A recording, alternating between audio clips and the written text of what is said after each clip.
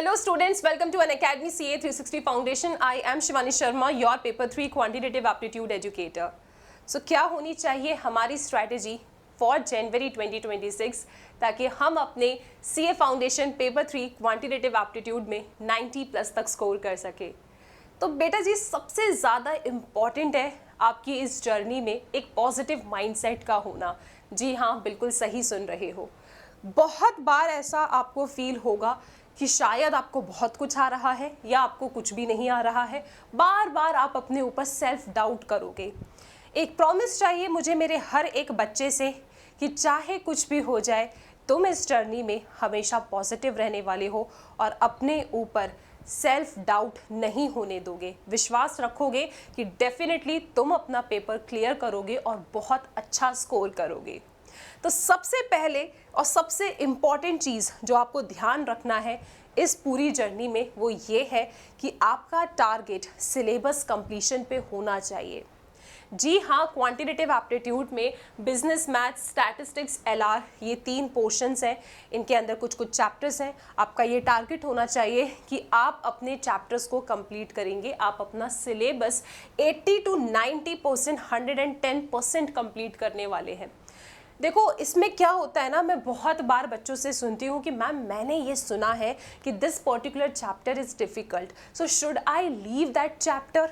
और वो लीव करने का जो सिलसिला होता है वो आपसे काफ़ी सारे चैप्टर स्किप करने के लिए बोल देता है, जिसके वजह से क्या होता है आप बहुत कम पढ़ के जाते हो और आप जो पढ़ के गए हो मान लो उसमें से अगर थोड़े से हायर लेवल के क्वेश्चंस आ जाते हैं तो पेपर क्लियर करने का जो परसेंटेज है वो लो हो जाता है। सो इसीलिए पेपर 3 क्वांटिटेटिव एप्टीट्यूड को क्लियर करना बहुत आसान है।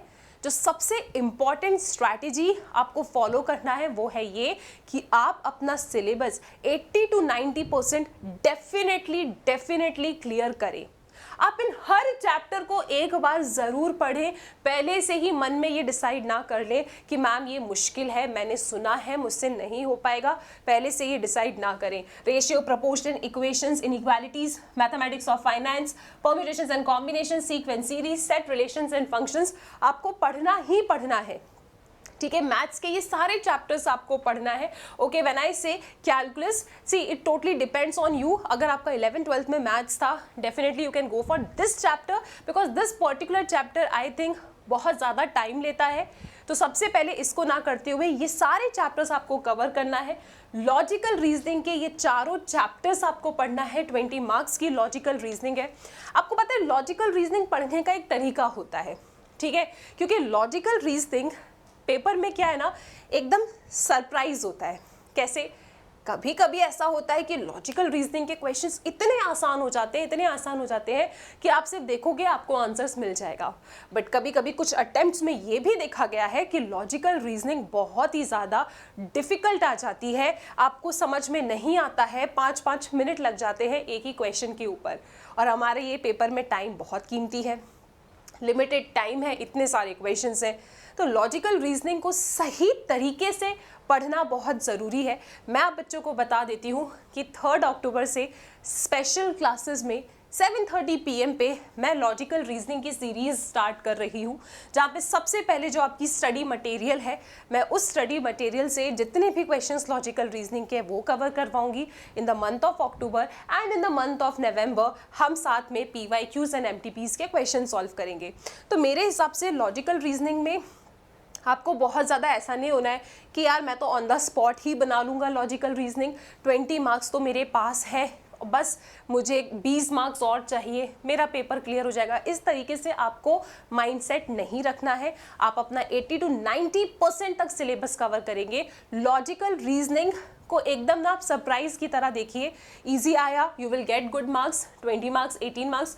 डिफिकल्ट आता है so prepare for the worst situation also, right. Logical reasoning एक दिन में नहीं पढ़ते हैं। मेरे हिसाब से अक्टूबर एंड नवंबर ये दोनों मंथ में आपको हर दिन लॉजिकल रीजनिंग के कुछ कुछ क्वेश्चंस को सॉल्व करते चलना है और दिसंबर के मंथ में एक बार पूरा रिवाइज करना है जो जो क्वेश्चंस आपने सॉल्व किए हैं। तो this is the way of studying logical reasoning. Okay, great. चलो भाई, इसके बाद बात करते हैं सिलेबस कंप्लीशन में स्टैटिस्टिक्स का पोर्शन। बेटा स्टैटिस्टिक्स का पोर्शन में जो देखो इसमें भी आप सब पढ़ेंगे। मैं आपको बता देती हूँ जनरली व्हाट स्टूडेंट्स बच्चे क्या करते हैं जनरली, वो प्रोबेबिलिटी एंड थ्योरेटिकल डिस्ट्रीब्यूशन को छोड़ देते हैं। बट ट्रस्ट मी, अगर आप कुछ अटेम्प्ट्स को देखेंगे तो प्रोबेबिलिटी से बड़े इजी क्वेश्चंस पूछ लिए, डायरेक्ट फॉर्मूला बेस्ड क्वेश्चंस पूछ लिए, थ्योरेटिकल डिस्ट्रीब्यूशन से इजी क्वेश्चंस पूछ लिए। मतलब कभी भी कुछ भी हो सकता है, आपको कभी भी सरप्राइज मिल सकता है एग्जाम में। That's why I am telling you कि आप ने सुना है कि ये चैप्टर डिफिकल्ट है, बस ये सुन के चैप्टर्स को स्किप ना करें, हर चैप्टर को एक मौका दें, पहले एक बार पढ़ने की कोशिश करें और उसके बाद आप नवंबर एंड में डिसाइड करना या फिर दिसंबर के फर्स्ट वीक में डिसाइड करना कि आप इस चैप्टर को कितना पढ़ना चाहते हो, कितने टाइप के क्वेश्चंस प्रैक्टिस करना चाहते हो। बेसिक लेवल के क्वेश्चंस आई थिंक आपको हर एक चैप्टर से बनना चाहिए, फिर चाहे वो कैलकुलस भी क्यों ना हो, ठीक है। बट कैलकुलस को आप आखिरी में मौका देंगे, पहले इन सबको कवर करेंगे, ठीक है। यहाँ पे statistical description of data and sampling, बच्चों ये एक ऐसा चैप्टर है, और जैसे इंडेक्स नंबर भी हो गया आपका, इसमें जो कुछ थ्योरी वाले चैप्टर्स है ना, इसके एडिशनल क्वेश्चन बैंक, आपकी जो मॉड्यूल है, ठीक है, स्टडी मटेरियल, उसको उठाओ और एक एक लाइन को रीड करो, क्योंकि लाइंस में से क्वेश्चंस आ रहे हैं, मॉड्यूल्स की लाइंस में से, बिटवीन द लाइंस में से क्वेश्चंस पूछे जा रहे हैं। सितंबर 2025 में भी ऐसा हुआ था।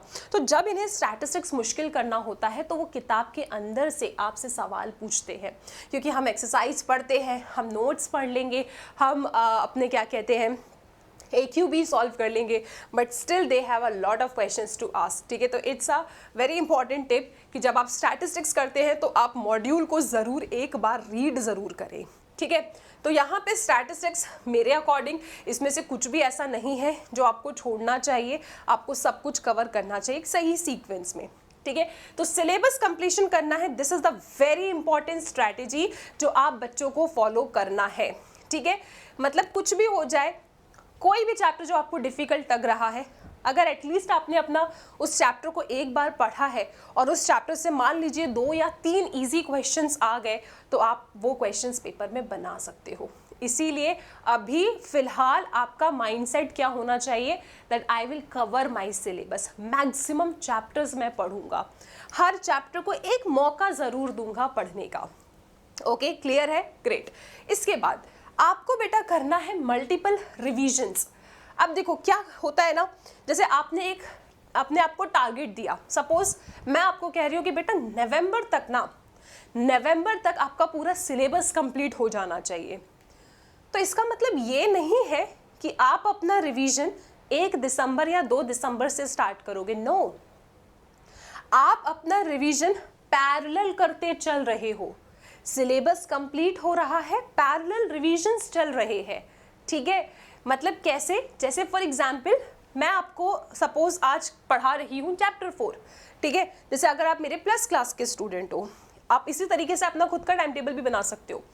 मैं सपोज आपको चैप्टर 4 पढ़ा रही हूँ और आज की क्लास में मैं सिर्फ आपको ये समझा पाई कि बेटा सिंगल कैश फ्लो क्या होता है, एन्युटी क्या होता है, how to identify whether the question is of single cash flow और annuity, future value of annuity regular क्या है, ड्यू क्या है, प्रेजेंट वैल्यू का फॉर्मूला क्या है, लीजिंग क्या है। सपोज आज की क्लास में मैंने आपको सिर्फ इतना पढ़ाया, तो इट्स योर ड्यूटी कि हर दिन घर जाके आपको सुबह क्लास में जो भी पढ़ाया जा रहा है उसका आप रिवीजन करें। ये रिवीजन बहुत आसानी से आप 30 मिनट्स के अंदर कर सकते हो। डेली रिवीजन है ये डेली रिवीजन है जो आपने क्लास में पढ़ा है।